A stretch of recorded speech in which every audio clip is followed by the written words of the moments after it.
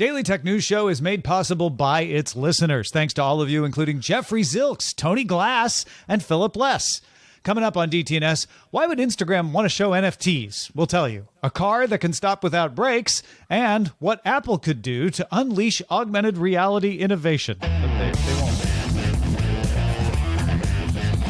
This is the Daily Tech News for Monday, May 9th, 2022 in Los Angeles. I'm Tom Merritt. And from Studio Redwood, I'm Sarah Lane. And I'm the show's producer, Roger Chang.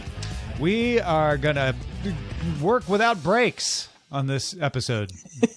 We're going to tell you about a car that works without... It has brakes, but it has a different kind of brakes. Anyway, let's start with a few tech things you should know.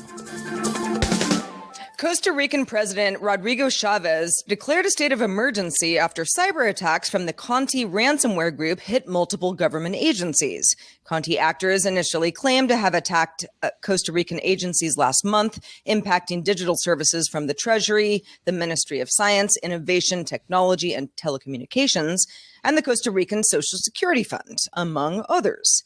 Bleeping Computer observed Conti published most of the 672 gigabyte data dump that appears to belong to Costa Rican agencies. If you like OLED screens and non-standard laptop keyboards, well, Asus has two new laptops for you. The ZenBook Pro 14 Duo OLED iterates on Asus' previous dual-screen keyboard in the front laptops. This time, the pen-enabled 12.7-inch secondary touchscreen tilts up 12 degrees as you open it for easier reaching, and you can also use it as a customizable tool panel for Adobe software. The ZenBook Pro 14 Duo OLED starts at $2,000 and available soon. Then there's the ZenBook Pro 16X OLED, which keeps the keyboard in the back, but raises it up, tilts it up 14.5 millimeters, 7-degree tilt, 7-degree tilt for better airflow. That's needed for its Intel i9-12900H CPU, and of course the NVIDIA RTX 3060 GPU packed into this laptop. We don't have word on pricing exactly, but it will start around $2,600. Amazon's Wondery podcast studio became the first studio to offer some shows in Dolby Atmos surround sound, although this is limited to Wondery Plus subscribers. Dolby said it's actively working on other platforms to add more Atmos podcasts as well. In other podcast news, the Interactive Advertising Bureau reports that podcast ad revenue grew 72% on the year in 2021 to $1.4 billion, projecting this will grow to $4 billion by 2024. We didn't grow that much here, so it's like what it should balance out, right? Where's my cash out? Yeah. Remember April 2014, Sarah? I do. It was a simpler time. People didn't hate Facebook nearly as much as they do now. No, certainly not. It wasn't even Meta. No, it wasn't called Meta. Facebook launched a feature called Nearby Friends in April 2014 that was, at the time, greeted as kind of a cool way to find out if your friends were, well, nearby. These days, the idea of sharing location with Facebook and letting it share it with others, even your friends, kind of seems like a non-starter. So after 8 years, Facebook is shutting down Nearby Friends. Your location and history and background location will shut down May 31st. Disabling Nearby Friends as well as weather alerts, and your previous location information will be completely deleted automatically on August 1st. So if you want to export it for your own personal record keeping, or if you want to preemptively delete it, you'll want to log in before August 1st. Facebook will continue to use location information for things like personalizing your ads, letting you check into events and a few more use cases, but it will not be doing it for Nearby Friends or weather alerts. Everybody likes weather alerts, right? You got weather apps for that. I suppose so. Hat tip to Ben Snyder, who wrote in about this back at the end of March. And Gadget now reports that Lincoln College in central Illinois will close on May 13th, in part because of a ransomware attack. Back in autumn of 2019, it had record enrollment, but the pandemic caused the enrollment to be withdrawn or deferred in large part. A lot of colleges had the same situation. Still, Lincoln was holding on until it was hit by a ransomware attack in December that affected admissions, enrollment, and also fundraising. It took until March for the data to be restored, at which point the college realized it would need a donation or some sort of partnership in order to continue operation after the spring semester. That has not come yet. So it looks like the 157-year-old college will shut its doors. Yeah, Greenville College, back when it was Greenville College, used to play Lincoln College in sports and stuff. sad to see that. All right, let's talk a little bit more about NFTs on Instagram. Adam Mosseri announced Instagram will start testing support for digital collectibles and NFTs with select creators. Let's talk about how this is going to work, Sarah. Okay, so those that are in the test are going to be able to share NFTs that they've either made or they've bought in the main feed or in stories or in messages. So at launch, Instagram will support NFTs on Ethereum and Polygon blockchains, and Flow and Solana support is supposedly coming in the future. Rainbow, Trust Wallet, and MetaMask wallets are also on board at launch if those in the know are using any of those. Now, a lot of folks are probably thinking, how does that even work? What does that even do? So in a stunning display of right clicker mentality, I will ask the question for you all. Sarah, how's that different than posting just a screenshot? Yeah, well, it's a common question. Yeah, this is just the beginning for Instagram. So, according to Mosseri, he's the head of Instagram, the idea here is to give creators a chance to show off what they got and maybe get people interested in buying something.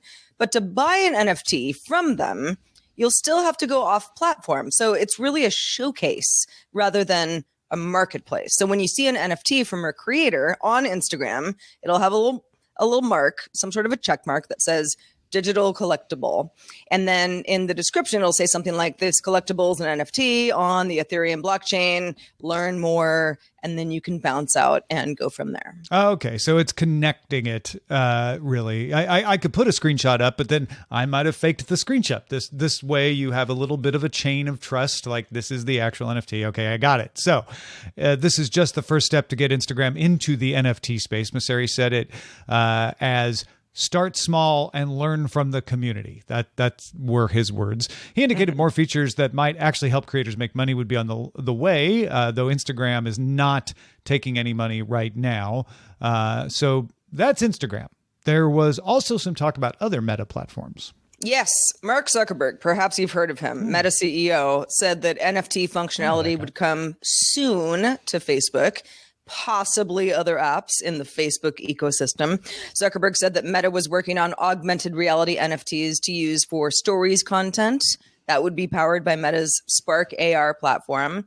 He also said you can put this kind of digital art into 3D spaces and project it onto physical spaces as well. And that actually, you know, I try to wrap my head around NFTs as much as possible. I don't own a single one, but that whole kind of like make it something that if I enjoy looking at it as an art piece, I can put it on my wall. That's kind of cool. Yeah.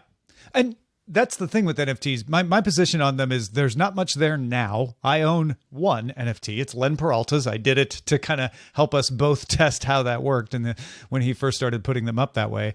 But I don't think there's anything there yet. There might be down the road. But that's the problem with Zuckerberg. He's saying, yeah, someday you'll be able to do this on Facebook, and someday you'll be able to project them onto your wall and stuff. So there's a long way to go between now and there.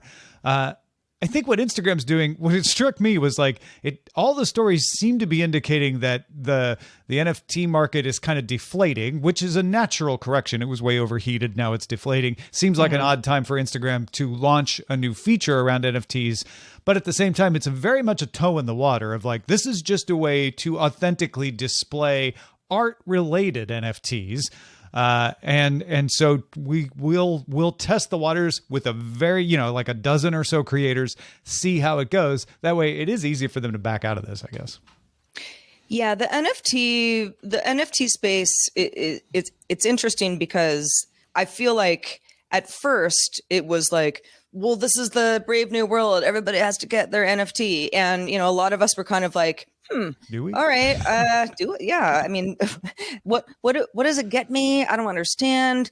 Some people were into it from the beginning, and that's great. But you had a lot of players, and that, as any emerging technology goes, you're going to get a lot of those players drop out, decide that it's not worth the money, or outright fail. But it doesn't mean that the NFT space isn't a viable space. And for at least, if I'm thinking of scrolling through my Instagram feed, which I do, at least once a day, the idea that I would discover NFTs, even if it's not all a built-in process that is within anything that Meta has made at this point, it's for discovery alone. It's interesting, just the way that you would discover new artists or music or dancers or all the other things that perform online. Yeah, it helps combat that problem where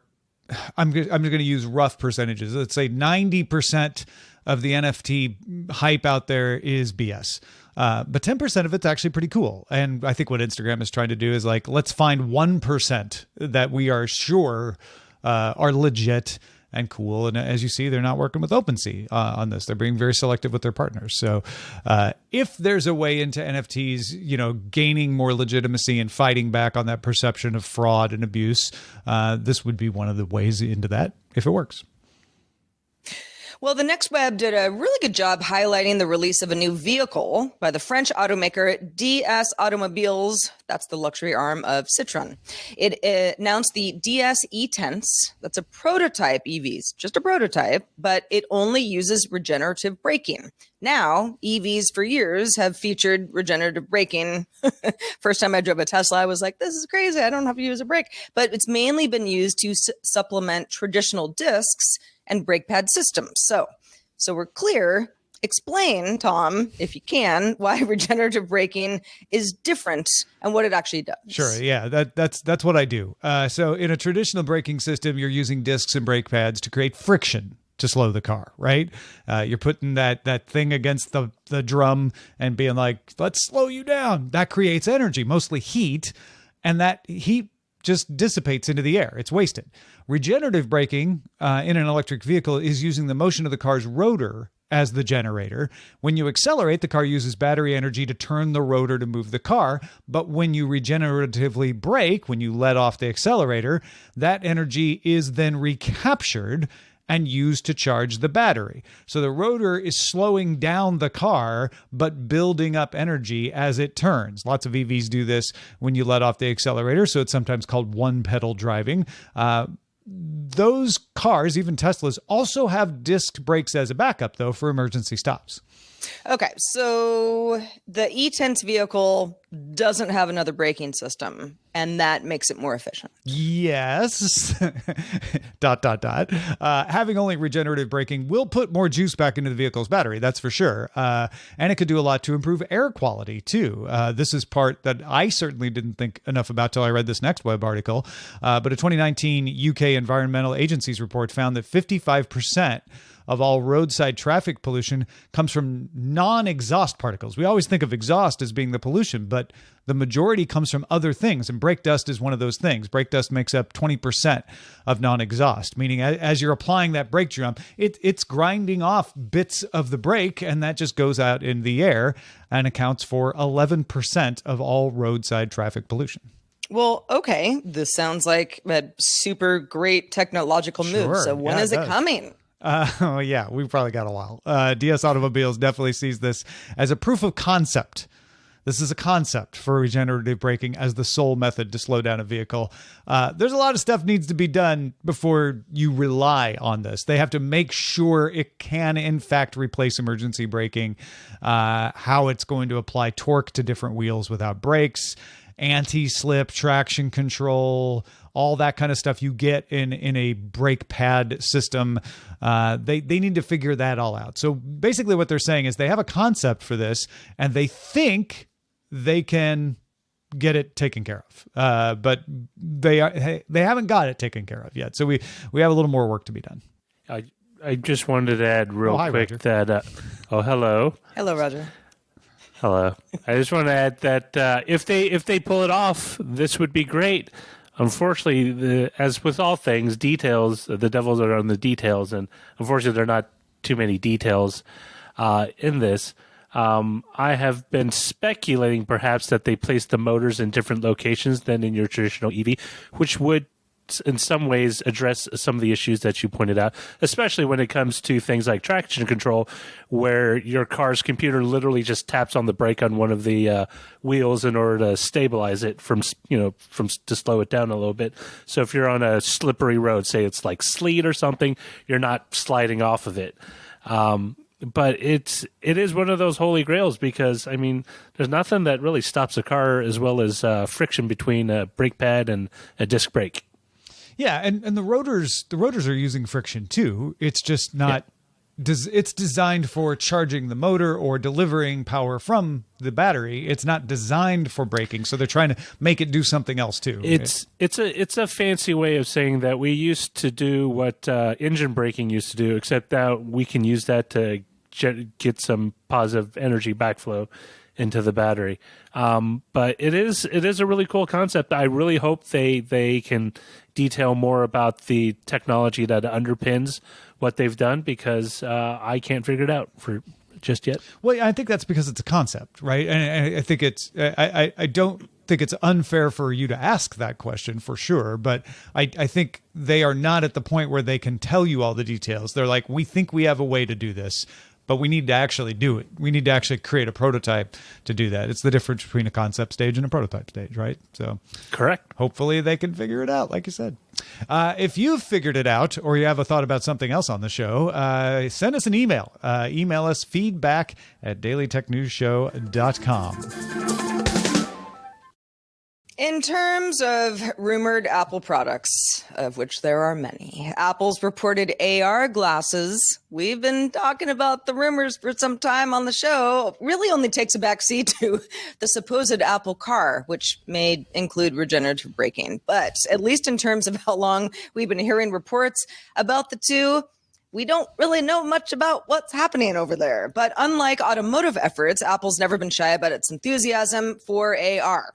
Last year, CEO Tim Cook told iJustine, "I'm AR fan number one," supposedly meaning that, okay, Apple's taking it seriously in some capacity. But Protocol's Janko Rockers recently made the case that Apple might be holding back AR development. So what do we think that would be based on? I mean, lots of companies are working on AR. Why not Apple? Yeah. Well, and Apple is working on AR. They're a force in AR.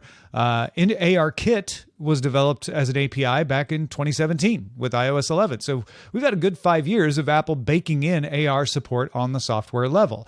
And it's not like Apple is just leaving AR plans in the hands of third-party developers. It's actively development. Mark Gurman reports that his sources say Apple has about 1,000 engineers working on augmented reality, and particularly an augmented reality headset.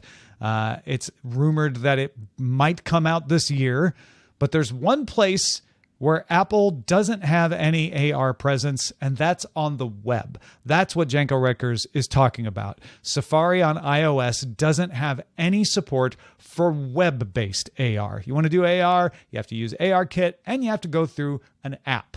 And that's kind of a break on development, since we're talking about breaks. Well, okay, so you might say, so other companies are doing this. Why isn't Apple? Yeah, everybody else has web. If you're like, well, is Apple the only one? No, they're not. Yes, they are. They're the only one not installing web support for AR. Web standards for VR have been around for a while. WebVR 1.0 API was released in 2016.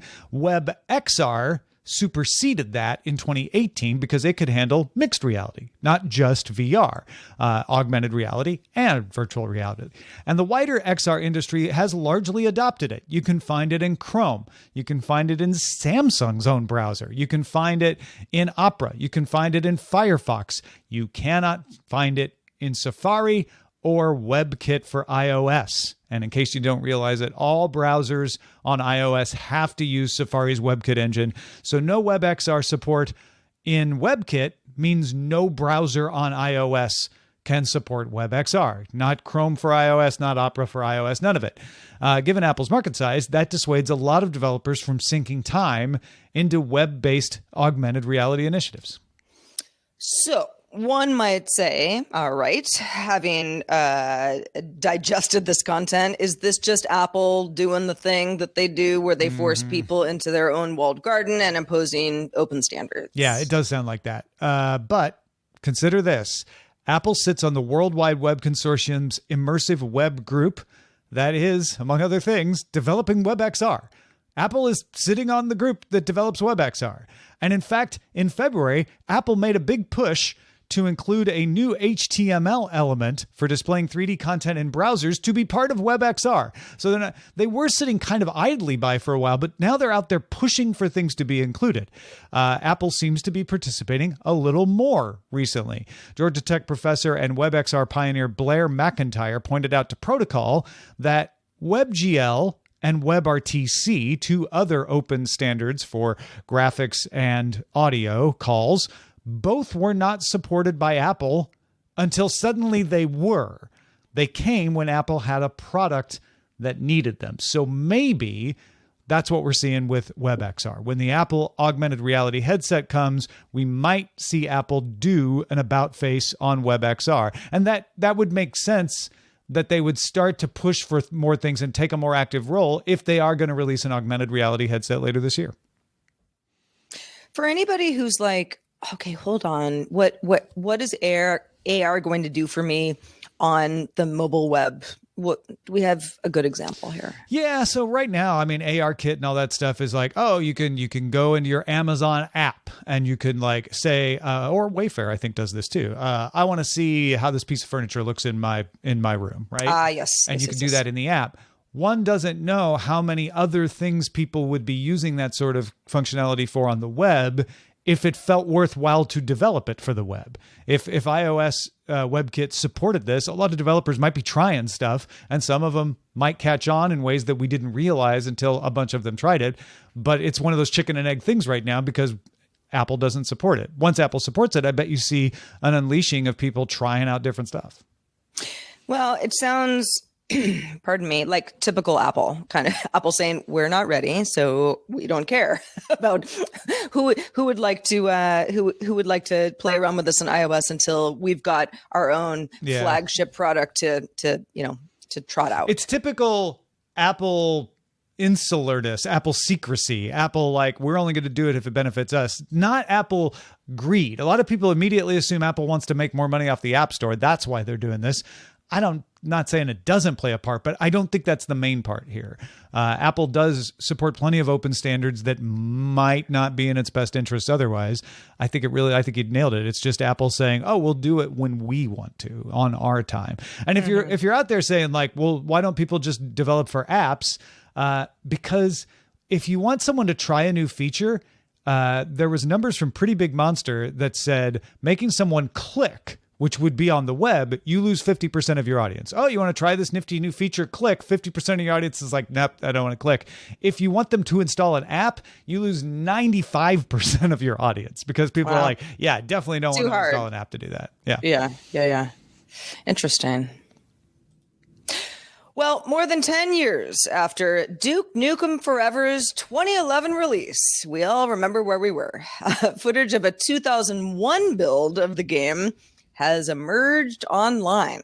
Duke fan site Duke4 posted the details over the weekend, and the person who leaked it, or the people who leaked it, claim to have a full build of that 2001 version of the game and posted clips of gameplay footage, including a 2001 E3 demo of the game that is fully playable. So, it seems pretty legit. Also, full source code involved. Adding, they're going to leak all of the content coming up next month. Oh, the anticipation once again builds. It's funny. You and I were talking about this earlier in the day, and you were like, "What? Why was this such a big deal?" And right, yeah. Roger and I both kind of hit on the idea of like, it was a big deal because it wasn't real, and it was a big disappointment because reality never lives up to the legend, and it's like.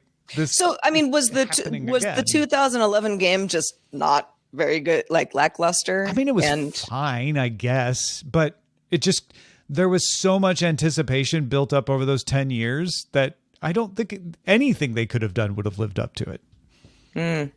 Yeah. And so now you can prepare to be disappointed all over again. Well, I don't know. I mean, maybe that 2001 version is just really great. Maybe it is. Maybe it is. And Duke Nukem will gain new life after all. Maybe it's literally appealing forever. All right, let's check out the mailbags. All right, we got a good one from Allison Sheridan, frequent guest on the show. Allison wrote in, said, on Friday, you were talking about using VPNs to assist in the case of government shutdowns. One of the problems with choosing a VPN is that most top 10 review sites for VPNs are actually using affiliate links, so it can be difficult to find an unbiased resource to choose. Consumer Reports has released a white paper on the strengths and weaknesses of various VPN offerings. They started with 200, narrowed it down to 51, and then chose 16 for further analysis. The white paper is filled with graphs. You can see at a glance how the 16 fared, along with text to explain in depth where they fell short. There's a bottom line where they narrow it down to 4, and that met all of their criteria the best. So I'm going to test those 4 and choose 1. Nice. Allison also links us to the report, so you can check it out for yourself in our show notes. Yeah, there's some very good security related VPN testing. I know Shannon Morse has a favorite, and I'm not remembering it off the top of my head right now. CNET, PC Mag are trustworthy places to look at VPN vetting. But this Consumer Reports paper is another good resource, and I think what Allison is demonstrating here is it can be difficult to find an unbiased resource if you just accept everything in a Google search, right? What you need to do is narrow down and say, who do I trust? Is it CNET? Is it PC Mag? Is it Consumer Reports? And those are all trustworthy organizations that you should find. So thank you, Allison, for sending that along. That's very cool. Absolutely. Tony responded to our recent conversation about QR codes and how they work best. Tony says, our local pub/hotel now has QR codes on the tables. You scan the code, which takes you to the restaurant's website where you can order your food and drinks. It's not just the menu. You then put in a few details, which your phone saves. Your table number is already pre-filled because you're scanning it on your table. Then you pay for your order on the phone with either a credit card, PayPal, or Apple Pay. I imagine Google Pay is also accepted, but it was not offered as an option because I was using an iPhone. So he's thinking there's some auto detect going on. Your order is then delivered to your table. No waiting in line to order, no waiting for the waiter or waitress to come to your table to ask if you'd like more drinks or desserts or coffee. This was a first for me, and I rather liked the experience. In fact, I ordered extra drinks and coffee just for the fun of it. As I am in Australia, tipping was optional, but I was also able to tip various set amounts or a percentage of my choice. I definitely want this. If I have to do the QR code, I want this. I want to be able to do it all, right? I like that. Yeah. It sounds pretty friction-free, honestly. And so all the servers out there, you are important. This doesn't take the server away. Server has to still work and bring you food and still gets tips, right? This is the best of all possible Sure. worlds. I mean, I think there's just maybe a little less conversation that's going on. When you drop off the food, you can have conversation if you want or not. Right. You're just you're talking about the weather at this point because you got a little bit more time. Yeah, I'm a huge fan of this. As somebody who's obviously at a high-end restaurant where you want the waiter to tell you about the specials and make recommendations, like maybe you still want that personal touch. But in a pub, situation where you're like, I'm not here for the conversation. I just want to order. Yeah. Right. Yeah. It's perhaps a little bit simpler as far as, you kind of know what you want, what you want to eat, what you want to drink, you might want to have dessert, and it all kind of happens behind the scenes. And like you said, you still have to have wait staff. Yeah. I mean, how else is it unless you got robots, right? Yeah, like how else is it going to get to you? But that's probably going to be another version of that. One of my least favorite parts of eating out is when you're waiting for them to bring you the check. You're like, I want to give you my money. I'm ready to pay. And they're just like running late or running slow. Having the ability to just pay when I'm done, invaluable to me. Well, and it goes both ways, right?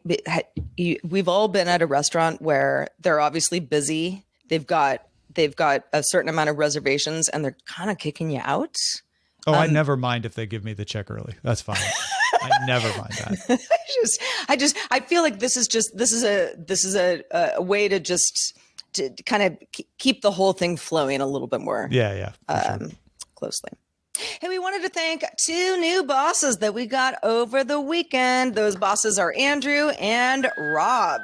They just started backing us on Patreon. So thank you, Andrew. And thank you, Rob.